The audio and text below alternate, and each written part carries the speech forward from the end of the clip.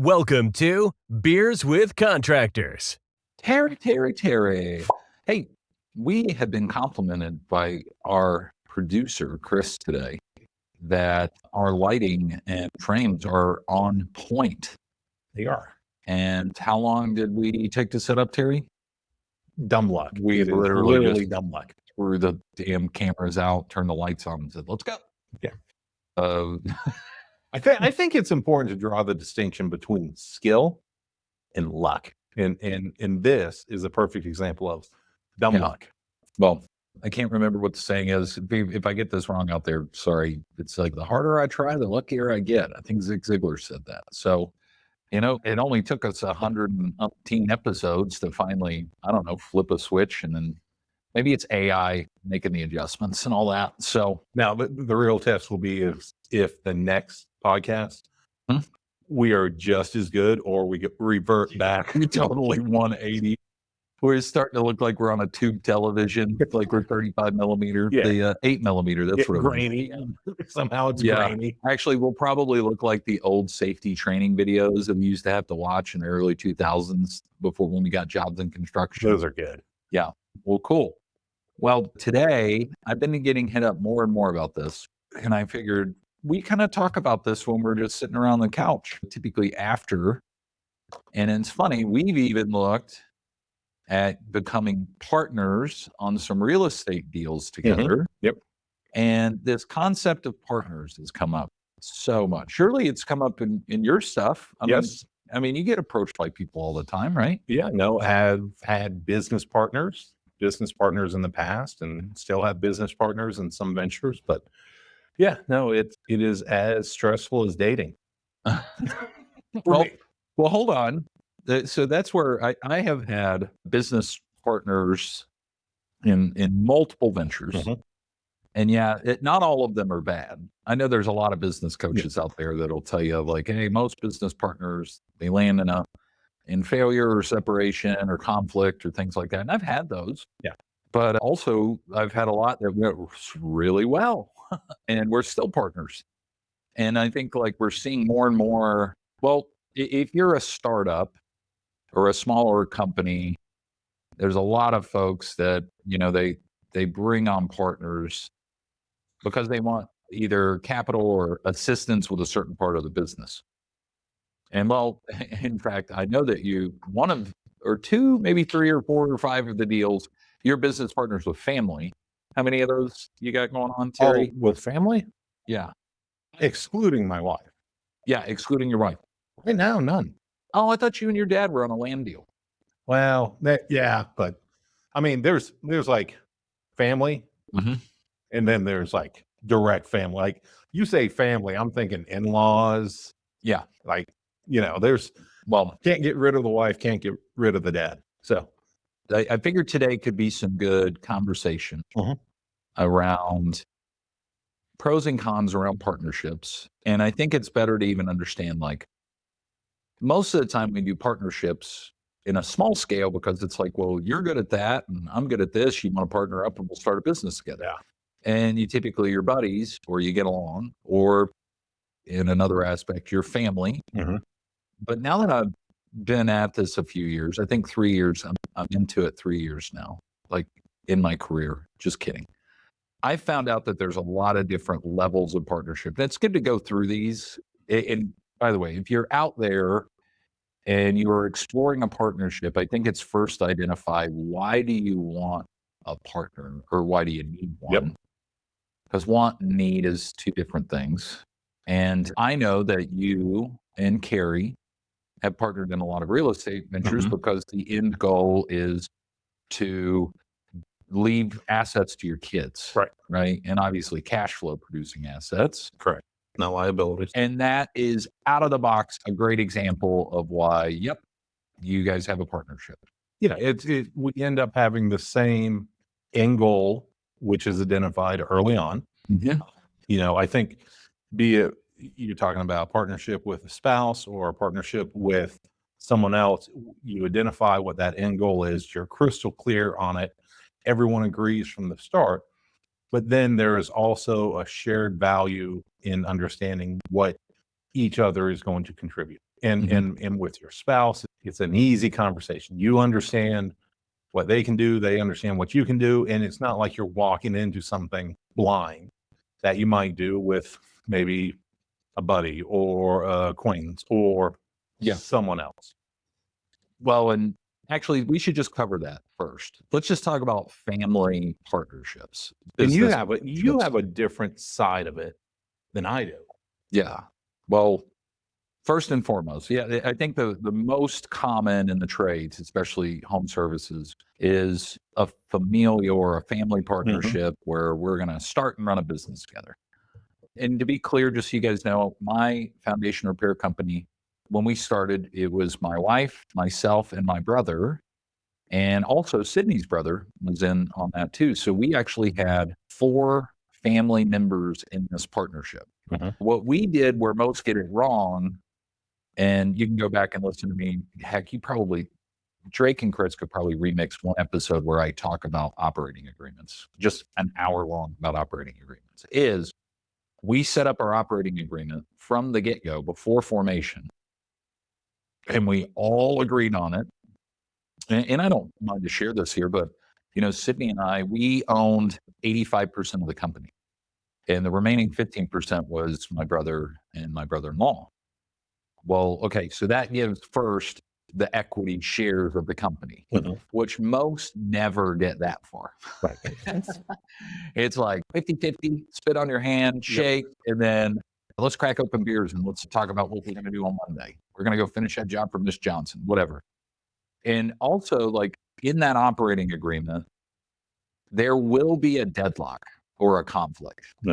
And outlining what happens when that occurs, not if, but when.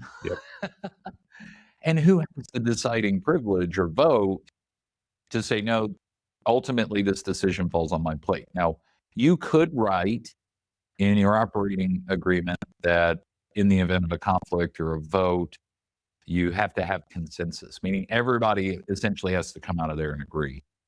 But that typically doesn't happen. So then you get into a deadlock. Well, what happens in the event of a deadlock? And by the way, we're going to get into legal structure for those two here in a little bit because there's tax benefits to those. And I know you've got most of yours in LLCs, correct? Yeah.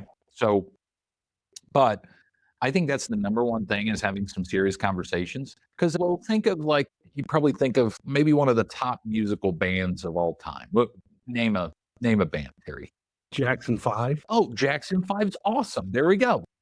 Well, by the way, Three Stooges? No. Well, there's a lot of stuff going on with the Jackson 5 and all that. Well, for example, the songwriter or lead singer, it's most common in the agreement for those musical artists that they actually make more than, say, the bass player. Don't hate on me, bass players that are out there. But nevertheless, the same applies for business, right? There's going to be the lead singer of the operation, the heart, the backbone of the company, the one that brings the operational sophistication or whatever needs to be done. Sometimes it is money, by the way, the person that, and by the way, we're going to get into financial partners here in a little bit, but just because a family member has the money doesn't mean that they should just be entitled to being in charge. And I think, it's important to recognize that you have business partners in an operation where you're performing a service or you're selling a product or something like that. Yeah. You can also have investors, right? Yep. And you'll draw a distinction. The other aspect is, what is the outcome? Is there initial effort and outlay of funds to get something going, and then there's relatively low maintenance, like an investment? Or is it a continuous investment in time that you would have with a business where you're operating it 6 days a week, right? And it's taken a lot out of you. So I think it is important to draw a distinction that if you're looking at a service-related business or a real estate investment, that those partnerships will look different, feel different, and it's not going to be a one size fits all. Yeah. Well, and I know it sounds weird, but we even have things in our operating agreement that state, a partner, if you're going to be receiving a salary, has to work X amount of hours in the business. Now, I know that's weird to say, well, how do you measure a value of an hour? Is 1 hour of my time more valuable than 20 hours of somebody else's time? Yeah, but that has to be stipulated. Mhm. And I've got a friend that has a family business. They acquired it from their family, their parents. And one of the brothers is just, he's out. Like he's burnt out. He's been doing it for so long. So he's still getting distribution, but he's not in the business while the other brother is running the whole business. Right. So this is what we're trying to say, like, write this out and just be prepared to have uncomfortable conversations. And chat makes this so much easier now. But we even have distribution thresholds in ours. So like, hey, we can't take a distribution unless these criteria are met. And if you do, say, for example, we have to retain at least minimum X amount of cash position in the company, because there's always this one scenario where somebody's like, man, I really need some money, and then you get double dipping. And this is why people have conflict. And I've successfully said, I've had bad partnerships. And there's a lot of times where that operating agreement and the filings will tell you whether or not you actually have a partnership or you get a handshake agreement. Right. Ask me how I know. Well, and I something that I think we've talked about in the past, Will, is that both you and I come from upbringing where we've seen our parents own, operate, run their own business, right? Yeah. So the idea that you or me or that you can own your own business is not a foreign concept, right? I do know that for folks that have not had the same upbringing, right? Their mom, their dad, maybe they put in 8 to 5, they clocked in, clocked out. One was a homemaker, other one breadwinner, and they worked for someone. The idea of owning a business can be exceptionally, I don't know, scary, challenging to them. And I think part of it is I know growing up, I remember business conversations at the dinner table, right? They could switch from yelling at you for not doing what you were supposed to be doing at school to talking about Yeah. business. Did you invoice that customer? Right. Yeah. And so I think that there's a level of comfort that people that grow up in that atmosphere have naturally versus like, well, we never talked about that growing up. Yeah, it's funny. People see us and they're thinking like, man, you guys must get to go on adventures and do all this stuff. And it's like, yeah, we do, but we didn't always. Yep. And even they've asked our kids, like, what was it like? And they were like, well, Will and Cindy always talked about work. Yeah. And it wasn't like, oh, they always talked about work. It's like, no, that they were brought up in that lifestyle, similar to you and I. And that's just kind of what it is. If we grew up talking about freaking animals at the dinner table every day, then guess what? That's what they're going to talk about. So our kids are kind of inbred with that, not inbred, but they're embedded. Yeah. Yeah. But no, this is the funny thing, because most people do this wrong on the family side. And then they also, that all goes over to if you're bringing on, well, let's just talk about this. There's a difference between an operational partner and a financial partner. And then there's a strategic partner. We'll break those down. But obviously, most small businesses, they pull together an operational partner because they need help doing something. They may have a license, things like that. It's sometimes common to see a 50-50 split in that. But you got to bring in a third-party unbiased person to split that or not. And, you can even write in the operating agreement that third person is an advisor and, it doesn't have any voting privileges in the business or whatever the case is. You can write it. And that doesn't even get into, and I know you've seen this because I've seen it, how many companies out there, husband and wife, they have ownership, but it's not 50-50. It is 51-49. So that is a minority owned business. And now that they can qualify for certain contracts. Yeah. And we even tried that for a little bit. And it was funny because I was like, no, wait a minute. I'm not going to give you more shares, Sydney. And she convinced me to help become a minority owned business, which is funny. She's running it anyway. It's fitting. Then she didn't apply for any of those grants. And I'm like, damn, I just got duped. But we still went through the process. But I think there's a time where even if you're in that operating partner, where it's maybe 2 or 3 of you guys, there's eventually a point where you're going to need money. Yeah. Right. And we've had Josh Adele, banker, on the show. And a lot of companies don't consider banks to be financial partners, but that's a path. And a lot of folks go to partnerships because they need capital or strategy or strategic investors, operational prowess. But a lot of times they go to the bank and they get credit lines. It's not a legal partnership, but I say it's a partnership because the transaction is coming at a cost. Yep. It's just not coming out of your profits. So if you go that route, you need capital. Obviously, that's a whole other thing. And you should go back to the Melissa Green's episode on corporate credit. Yep. But when you decide to bring on a financial partner to say grow the business, things like that, it's a whole different ballgame. And a lot of folks don't even comprehend what needs to be done there first.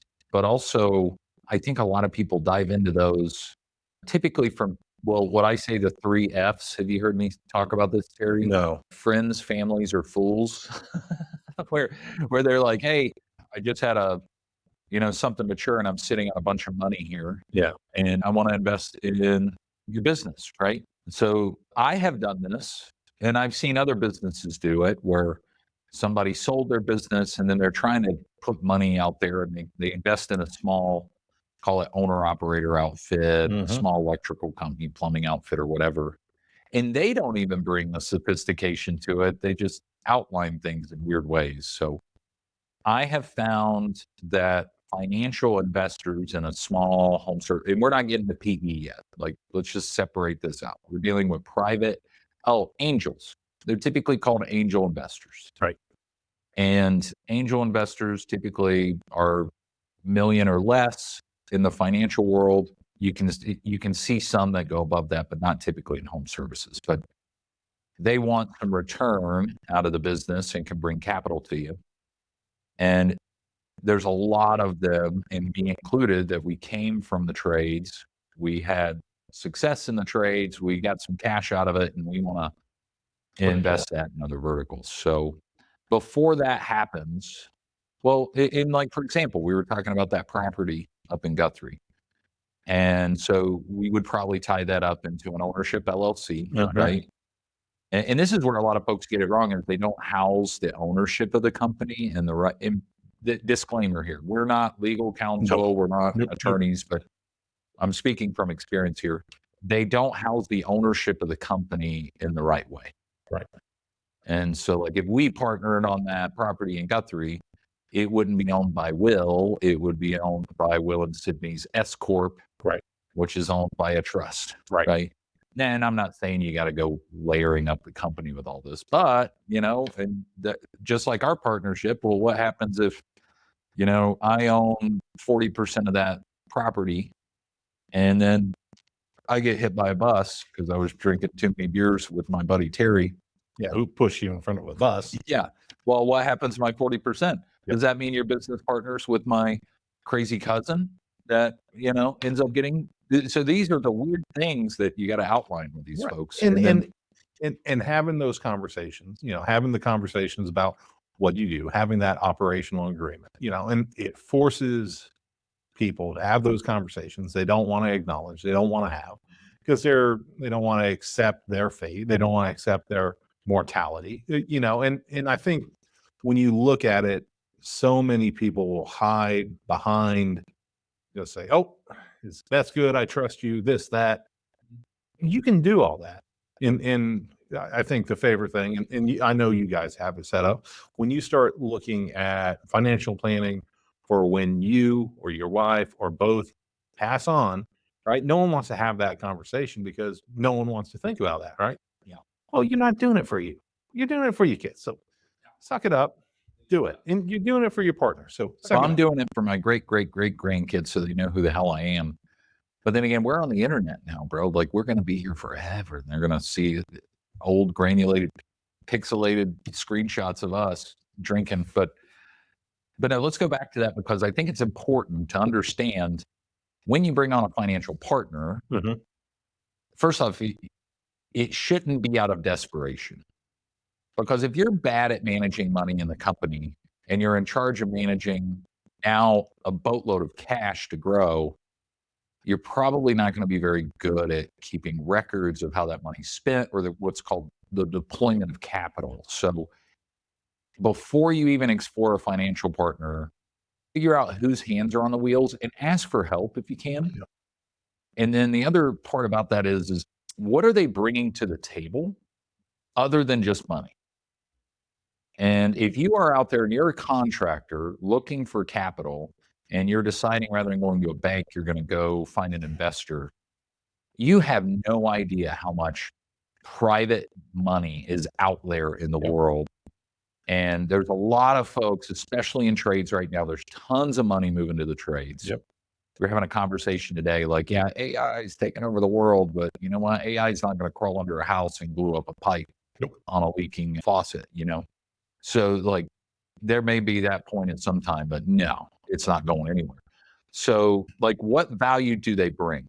And it's very common. I see a lot of partnerships, they get sourced out of, their accountant, it ends up seeing the opportunity in the business and they buy into it. So it's not just PE here. Like there's a lot of financial investors that are tied to the accounting firm that they work with. So that's why it's key to have a good CPA. It's even better when your CPA's got vetted interest in making sure the books are clean.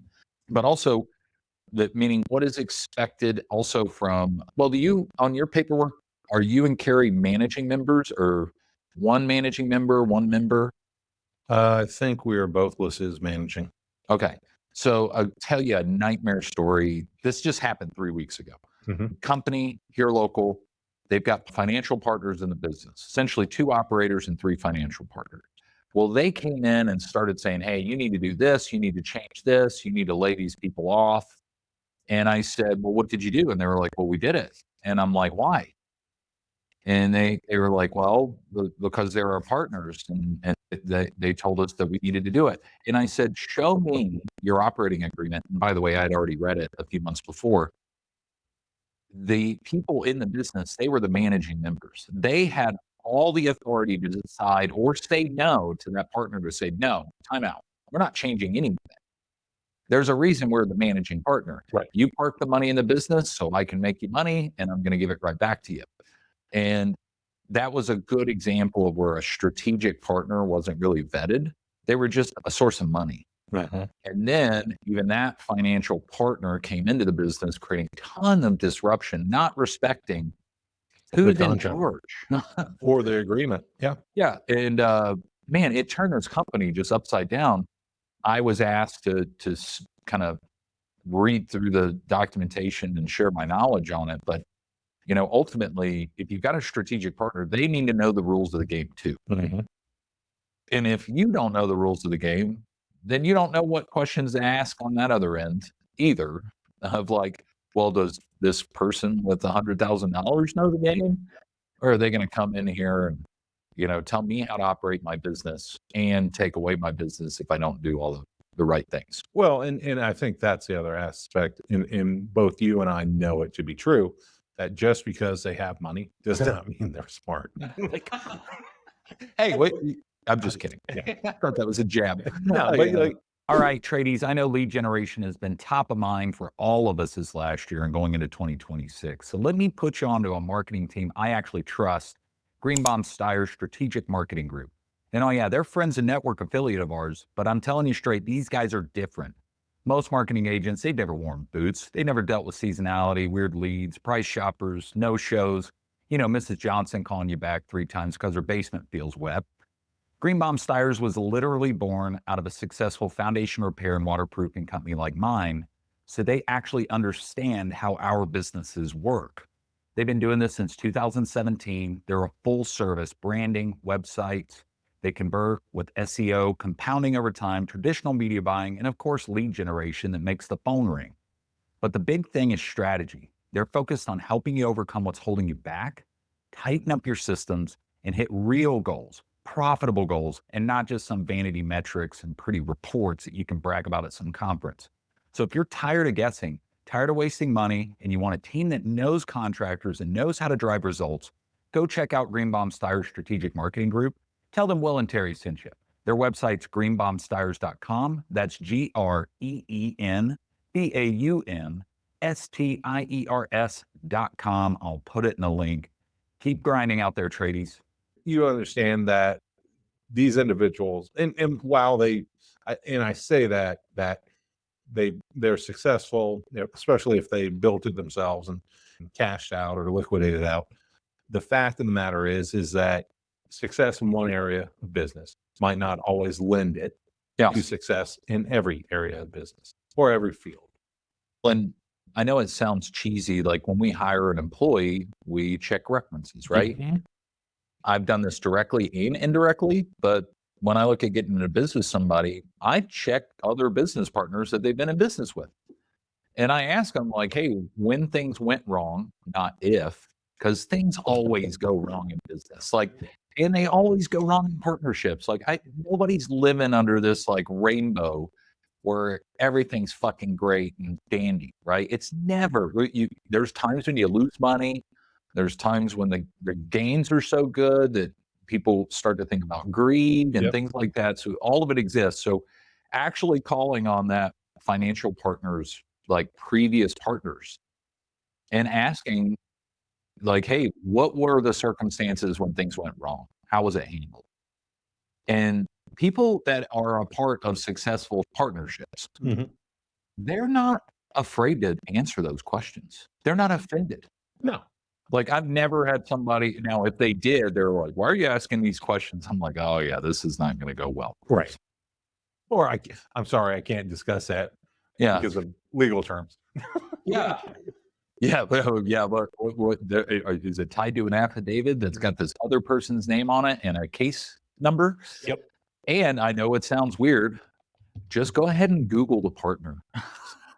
Like, does it show up on any like tax fraud documents or party of? Oh gosh, any weird Instagram or social media posts that leaked or whatever. But it's just good to know, because if you have a home service business and that name is tied to it and something goes wrong, like that's the other thing you got to think about is now your brand is tied. Well, hell, we had to put a press release out this last week. Did you hear about Vesta Realty? No. So essentially this real estate company where one of the owners has been embezzling millions of dollars in a property management rental scheme. Well, they're being sued by their partner. Well, that's making headlines across local news. Well, the name of my company is Vesta. So we actually put a press release like, hey, we're not a part of this real estate company. We're a home services company. And it's just like, geez Louise. So so go figure the name aspect. But now it kind of makes me want to go open up all these name companies and using that name. Oh yeah, just go and park domains, and to be fair, I've considered after a few beers buying a bunch of competitive lookalike domains from my competitors and just putting them in the cart and buying them. So then eventually, if they need it, well, they gotta come to me. And but then goodwill comes to its senses. I sobered up. Actually, Sydney said, my partner, my wife Sydney said, what are these charges to GoDaddy? And it's like, oh yeah, bad decision. Okay, so we understand strategic, and I want to be clear, strategic partners, it's also good to say, what's the exit plan? Right. I have a partnership right now with a family office, and the exit plan is indefinite, meaning we're a buy hold, but between now and whenever, we don't know what that looks like. So there's triggers within there where I can buy back shares because my kids maybe want to be a part of the business, right? Which, by the way, what that means is, guess who I'm in partnerships with then? I'm with partnerships with my kids. And I actually love my boys. So, but I'm not going to have to work with them all day. But there's also something that would trigger, say, in the event that like, we're like, hey, we're done. Boom. They can buy out our shares. And by the way, that's actually a good little side quest here, is when you buy out a partner, what's the value? And the answer is whatever you make it. Right. What was decided. And most of the time, it's based on the asset value or the balance sheets, especially when it's partner to partner. Now, if it's like, hey, we got into this because we wanted to sell it off of multiples, what is the multiple worth at the time? That's a little trickier, because now you're having to buy out a partner based on a forward-facing number, which typically we don't see in a partner buyout. You typically see it more on the asset, like, well, how much is all of the stuff worth and the cash in the business times your percentage of ownership. It's that same thing. Like you've made this investment. Say you've bought stock, right? Mhm. You made an investment and the stock went up, right? Well, that stock's gained value, but you don't recognize that value until you sell, right? Yeah, it wasn't like if the stock was 100 and then it jumped to 110, 10 more dollars didn't show up on the table. It's just the value of Right. it. So if you have this business and you're trying to buy this partner out and everyone values it at this, well, does everyone really value it at that? Or because I haven't seen anyone knock on the door saying, hey, I'll give you exactly that amount for that business. Well, and I've seen this go both ways. And actually, we should add a little asterisk to this. I have seen and been considered to do this where it's like, hey, we're going to buy you with the assets plus you money. Like, what do I have to do to get rid of you? Why does that not surprise me that they wanted to get rid of you? Yeah, no. I was trying to get rid of them. I thought Sydney was trying to buy you out. Anyway, long story short, it all worked out. Oh. But there's also this aspect of, just pull it off the asset value. Like, what's the stuff worth? Because I've seen companies just say, you know what, it's not worth buying you. Dissolve it and start a new business solo. Yep. Like, if it's going to cost me $70,000 to buy out my partner, or I could dissolve it, migrate any, achievable debts over, and then like start my whole new business off of 20. I've seen people do that. I've never done that, but well, it in this room, we had that conversation with someone came in and they're like, what is the actual value of the business? Right. Yeah. You have physical assets, right? You have real estate, you have inventory. Those are physical things. You have liabilities too. Yeah. Right. And maybe it is just, who Homer Simpson into that hedge. Because it's like, man, who owns the debt? Well, Right. We forgot, like, we've got all these vendors and credit cards that somebody racked up on stakes down at Mahogany. Well, what do you mean the brand new service trucks, like the Raptor service trucks, right? Yeah, and that's actually one of the worst is when I see a conflict arriving over trucks and vehicles, it's like, all right, here we go. How healthy of a partnership is this? But typically on sophisticated, financial partners, you don't see those kind of squabbles, Right. as long as you check, previous partnerships. And then actually we should talk about that before we get into private equity and VC, which VC you don't see in construction, by the way. You typically see private equity or family offices. You see family offices too. Before we get into that, let's just kind of break down something that when I look at a financial investor, there are different levels or classes of investor. Are they just an accredited investor or are they a sophisticated investor? I mean, a lot of that is regulated by the SEC. And it's important to know if you are selling either a safe, which is essentially you're selling equity in the company, right? Your attorney should prep a document that shows that, hey, this person understands the risks associated because they're at this level of investment class. We'll fact check this after, but I think right now it's $200,000 a year filing single, $300,000 a year filing jointly. That makes you, an accredited investor and allows you to do a lot of things that other people can't. And the government does that for a reason, because it's protecting people that don't have a lot of financial knowledge from getting scammed. You want to make sure that that's listed in your paperwork as well. Mm-hmm. And then now we could talk even about like the financial ownership stake, which also blends into private equity. So for example, like I'm a big fan of S Corps for the holding ownership of the business on a lower level where we're just managing cash in and out and some light assets. LLCs work great for that, but they funnel up to the S Corp. And then there's C Corps, which we don't see this often in construction, but when you have an entrepreneur owner and a financial partner aligned, these are fantastic, because typically that's when the financial partner and the owner say, hey, listen, we want to sell this business at some point, or we're going to raise another bunch of capital to grow. Well, there's tax gain, there's gains tax benefits after 5 years on C Corp. the downfall about C corps are you're double taxed on the profit leading up to that at any given time. So that's kind of where it works around. So I do know a company that they restructured to a C corp knowing, hey, I'm not going to be taking a lot out of this business. Yep. And the goal and the reason being is because I'm just going to hold on to my earnings until after 5 years. And then poof, I'm going to sell it. And then after the sale, I don't have to pay any gains tax.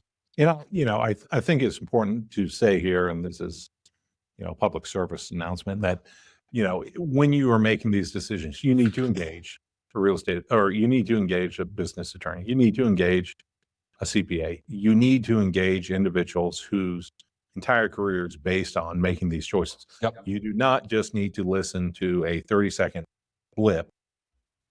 Oh yeah. 30-second TikTok where people are like, wow, that's a great one. And there's some weird comments on our TikTok, by the way. Thank God you don't have access. Yeah, I know. My students are like, Terry doesn't know how to use technology. Mhm. But everything you're talking about, what is going to be that is an LLC, is an S corp, is a C corp. Each one of them has avenues that are better for that specific situation. And it is worth the time, and it is worth the money to go talk with a professional. I mean, AI, chat, all that can help. Information can help. Go talk with a professional, because you want to set it up right the first time. You do not want to recreate this down the road. And also that relationship, because it's going to be changed at some point. You're going to need to update your financial document or operating agreement, something, caps table, which the short answer for a caps table, that's essentially outlining who owns how much of a percent of the business. Yep. And, actually, side Quest. little quest, inviting employees to participate in the company as partners. A lot of folks call these ESOPs. There's a ton of side steps and regulations that need to happen for that to take place. But I'm a big fan of just keeping that as phantom equity. But you could set aside stock in your business, typically as what's called a reserve stock option. And this can change year by year, depending on how you feel. So, we had a great year, so I'm going to give 10% of the company as reserve stock option, right? Well, some of the best organizations that we work with through dealing with our kids camp are employee owned. It's a massive example of that. But if I bring this down to maybe like a 5 to 10 employee, trade HVAC company, well, you can give like 10 or reserve 10% of the company's stock options. And what you do is, let's say you give somebody 1%, and hey, Jimmy, you're awesome. Here is your stock options. I typically don't recommend this option, but if you do, well, full disclosure, I've got reserve stock options in one of my businesses. So I gave an employee 1%, but it takes 4 years to earn that percent. It's vetted in a contract. So they can terminate it. I can terminate it. So I did this once before. They were like, this is awesome. And what happened was they ended up resigning and leaving. Well, they surrendered that stock option, which is funny about that because that stock option doubled 3 months later. But now it's back to that value thing. It's not cash, it's value that they can show on their personal financial statement. But I'm not a fan of stock options unless you use vetted stock options and tie it up into a contract. And this is not a one-pager. Some of these things are 8, 9, 10 pages because it's requiring a lot of documentation. Ladies, running your small business can be demanding. You got suppliers you got to work with. You're managing crews. Hell, you're chasing sales. It's a lot to take in. Listen, if you want to grow your business, you got to stop working in it and you got to start working on it. So that's where my friends at Foundation Rescue Supply come in. You're not just getting foundation repair products and waterproofing products and air quality control products. With their nationwide distribution, you're getting a partner who knows how to help you scale.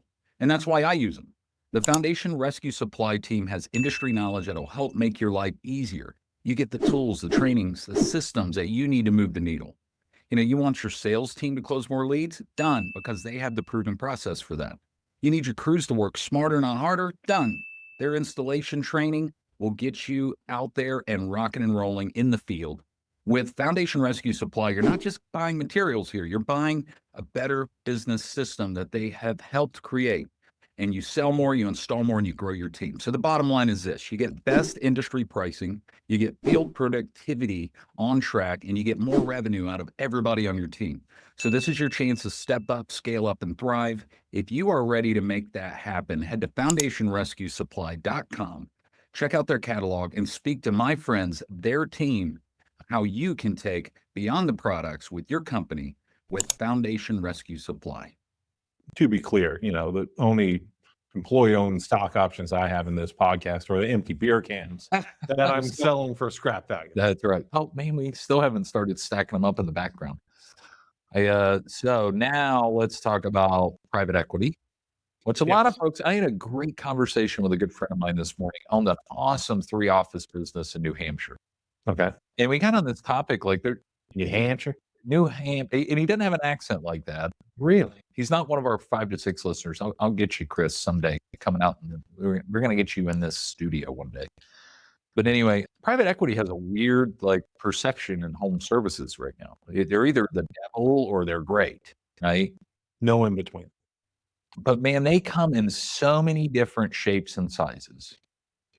A lot of folks, when I say private equity is buying a home services company, what's the gut reaction that comes from you? Damn, I wish that was my company. Well, why? Because good returns? Good payday. Yeah. And do you imagine that that's you're completely out of the business? No. Or you're in the business? Well, in my opinion, right, and I've seen in my opinion, you are held on within the business because what they're buying is the business is not wholly separate from you. Now, hopefully you've set it up appropriately where you could die today. Yep. Oh, you don't die, but you die today, right? And the business still continues, right? Yeah. But you have processes, you have methods, you are still a value of that company. But then again, I don't know, I've seen anyone who just wanted to step away. I think that's an important conversation.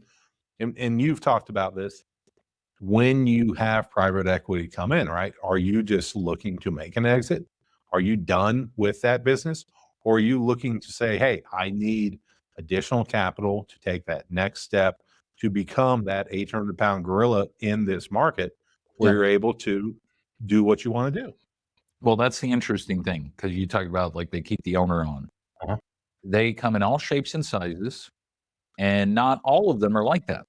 For example, there are companies that will have the owner stay in the business, private equity firms, more so for making sure, did we buy what you said we bought? Others, they do it as a strategic advantage because the owner keeps some stake in the game.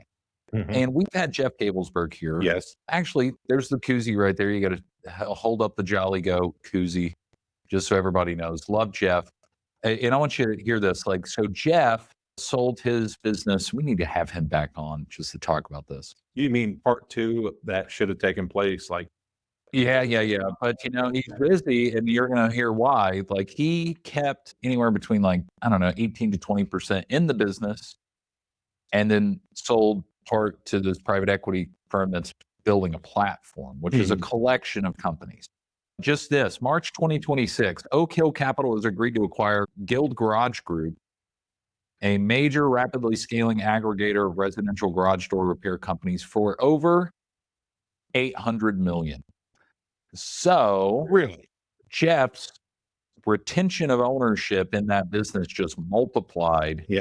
Because now it's not just his ownership in his company, it's his ownership spread across multiple brands under one platform. This is making waves in home services. This garage, they call them Triple G, but it's called a Guild Garage Group. That's what it is. So my question, Mm-hmm. when he sold part in the first time, car, does he have another car? We'll have to ask him. We'll have to get him back on the show.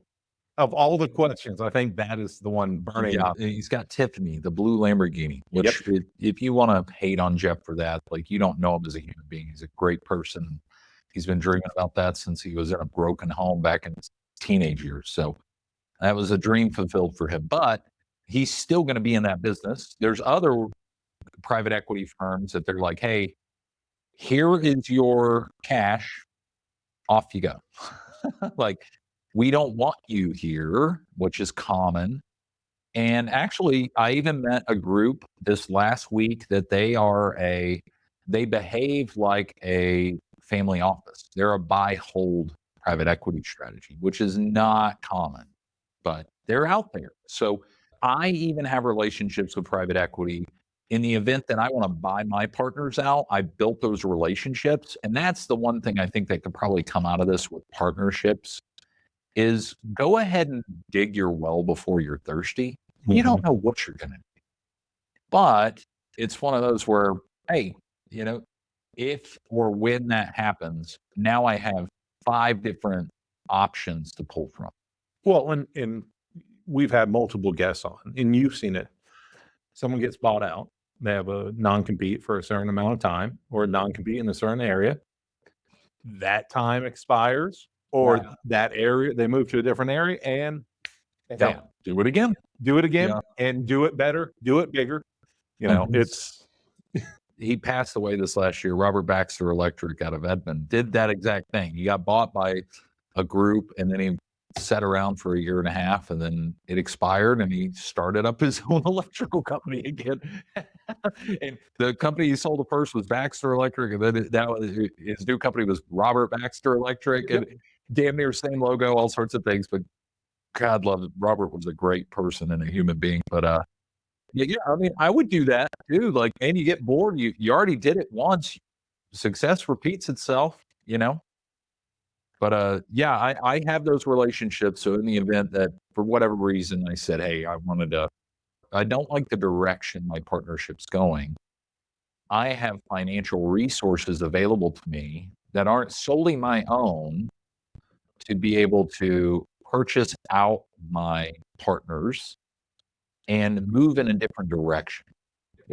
And that's for a number of different reasons. And well, to anybody out there listening to me that has a foundation concrete waterproofing company, I mean, heck, throw a rock. You got options. You got Groundworks. You got Ventura. You got Rotunda. You got Summit Park. You've got, oh gosh, they keep going. Basement Kings. You got all these companies and they offer something different. But ultimately, they are all moving up to another scaling liquidity event, even though there are some that are buy and hold. But they're just know that PE is not evil. Hell, PE is just a bunch of people like us that are investing into somebody saying, hey, you can't buy businesses, so we'll take your money, lump it up, and we'll buy businesses for you, and then give you the returns. The returns are typically when they sell those businesses. But yeah, what weird things do we have on our little scribble? Well, we did money, strategy, debt.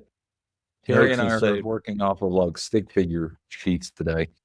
Your handwriting's relatively good. Taxes. We haven't talked about taxes. And it is April. Well, all right. So we are not CPAs. Most miserable time of the year. Yeah, just file an extension, Terry. Indefinitely, right? Is that what you've been doing? You just every April, like file an extension. You got to set on repeat. But no, the tax question is obviously you have W-2 taxes that you have to pay if you're in the business. Obviously, profitable distributions are great and LLCs, S corps, because you save on gains or you save 10% on taxes. Of course, on the sale, that's a whole other ballgame because then we're getting the gain tax. But if you're planning on holding on to the business quite a long time, I don't want to deal with the keyboard warriors out there on the internet, but I'm always been a big fan of life insurance products that gain cash value to either create a tax-free instrument that still is on the balance sheets for the company. So rather than pulling in money, you're diverting it to a life insurance product that can then eventually be cashed out later.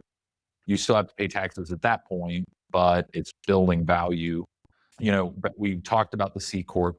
If you wanted to roll up your ownership into a C corp or your business entity, you can get out tax-free typically later.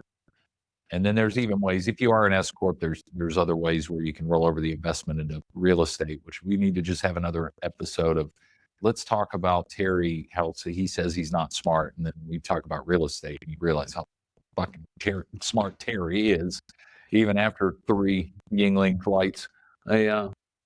Well, everything that you've kind of talked about is you're on one side of the business. I'm in a very, very different side of the business. Not that you haven't been in it, but you talk about these relationships, and we go back, like you brought up Josh Adele's name, right? Yeah. That is a relationship that I developed in 2010. It is 2026. That relationship is older than my kids. Mm-hmm. And I think my guess is that you have relationships like that where you can rely on these people who it is a business relationship. It is a relationship, a friendly relationship. And to develop those early on when you're going through all this is so, like, just don't cold call somebody. Get a reference, talk to someone in the business, find that connection that is going to be right. I mean, for me and Josh, it was literally a blind date. Mm-hmm. Someone set us up, right? And then as awkward as that I've sounds, met Josh. He's not a tall guy. So when you came in that door, he's like, oh my God.